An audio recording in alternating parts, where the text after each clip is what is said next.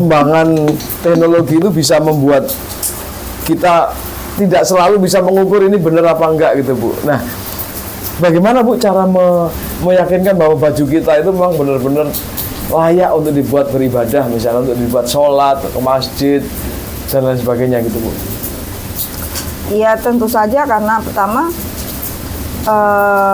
beribadah itu kan ada syarat rukunnya kan. Yeah.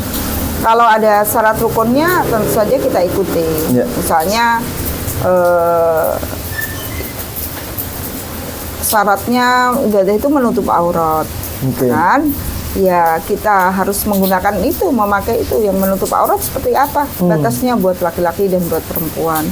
Terus yang kedua pastikan itu suci bukan hanya bersih, ya kan? Sama dengan makanan tadi, tidak hanya halal tapi thayyib, ya kan? Tadi pada konsep makanan tidak hanya halal tapi thayyib itu misalnya gini, cabai, sambal itu kan halal. Tapi mungkin tidak thayyib bagi tubuh kita. Orang yang tidak kuat sambal, bisa dia itu bisa perut sakit dan sebagainya, ya kan? Ngopi boleh, tapi bagi orang yang kena mah ngopi jadi nggak halal itu, nggak thayyib itu. Sama dengan yang asam ya kan, yang asam gitu. Sama dengan pakaian tadi. Kelihatannya bersih, tapi tidak suci. Ya, yang tahu ukuran suci bersih itu ya pada mereka sendiri. Secara teknis kan susah ya Bu ya. Misalnya kita ke mall nih, terus kemudian kita ke kamar mandinya, kan kita tidak tahu dengan pasti. Kalau di rumah sih kita bisa enak ya menjaganya ya. Tapi kalau di tempat-tempat umum, itu gimana Bu? Ukuran-ukuran yang kira-kira bisa dijadikan panduan gitu. Nah, hukum itu ditetapkan sesuai dengan dohirnya kalau dalam fikih. Kalau dohirnya bersih ini, kan kita misalnya ke tempat itu, ini bersih kok. Kita nggak pernah melakukan, kita nggak, kan ini bukan rumah kita.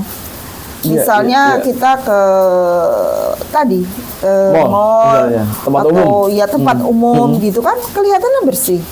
Walaupun kalau ada sesuatu yang bersifat najis yang kita tidak tahu ya. Kita tidak tahu, atau misalnya kita tahu karena najis itu kan ada aini yang memang kelihatan ya kan. Ini ada najis ya, misalnya tadi ada binatang kucing misalnya lewat, dia pipis gitu kan jelas najis ya. Tapi mungkin juga ada kucing tuh dari sana tadi ke sini, padahal dia habis pipis di sana. Dia duduk di sini, itu ada najis tapi kan kita nggak kelihatan. Itu najis hukmi, najis yang ada hukumnya. Tapi kan kalau kita melihat, kita datang, kita bertemu saat kucing itu kelosotan, saat kalau pas enggak, tadi berlaku kaidah bahwa sesuatu itu dihukumi berdasarkan dohirnya, berdasarkan lahirnya. Penting ini karena kita nggak selalu bisa controlling ya Bu ya. Kita nggak bisa controlling Bu ya. Kalau dulu teman-teman saya waktu kuliah itu, misalnya belum menemukan tempat, misalnya mau sholat, kan nggak harus sholat di perpustakaan yang ada karpetnya, ya udah dia di situ sholat, kan kita nggak tahu. Itu karpet tadi itu ada orang datang pakai sepatu, ya mungkin sepatunya belum tentu kena najis, ya kan kelihatan bersih. Kelihatannya seperti apa? Kan dia nggak di situ, nggak tinggal di situ. Menarik gini. Oke, kita akan ngomong tentang bagaimana mengejar pahala di bulan Ramadan, Bu. Nah, ini kan ada yang bilang bahwa bulan Ramadan ini waktunya kita mengejar pahala ini. Tapi di satu sisi kita disuruh menahan hawa nafsu. Pertanyaannya, apakah mengejar sesuatu, mendapatkan sesuatu ini, apakah bukan nafsu ini Bu? Gimana kalau pertanyaannya kayak gitu? Ya nafsu juga, tapi nafsu yang baik. Nafsu yang buruk itu kan lawamah ya kan. Kalau yang baik itu kan nafsul mutmainnah. Kalau orang mau berbuat baik, apalagi ini kan ibaratnya entah ini tepat atau enggak ya kalau dianalogkan gitu.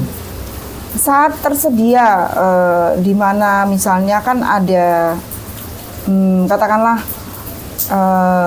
kemarin itu waktu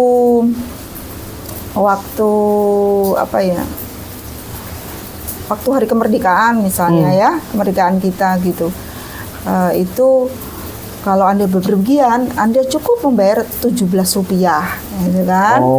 Promo ya, ada promo ya. Misalnya, sebenarnya Allah itu ya tidak seringan itu dianalogkan dengan perbuatan manusia ya. Tapi ini contoh biar yang gampang simpel. aja ya, betul. Contoh yang simpel sehingga karena ada bulan yang disediakan oleh Allah, bulan yang mulia ini, maka kenapa kita tidak berlomba-lomba? Tidak berlomba-lomba mengisinya, ya kan? Kalau Anda tidak mengejarnya, ya bulan ini kan berbatas, bulan kebaikan ini, kalau sudah lewat, sudah hari raya, kita akan kembali ke tempat yang biasa. Nafsu ingin bersedekah sebanyak-banyaknya itu justru baik, gitu kan? Nah, tapi jangan meninggalkan yang kebutuhan pokok.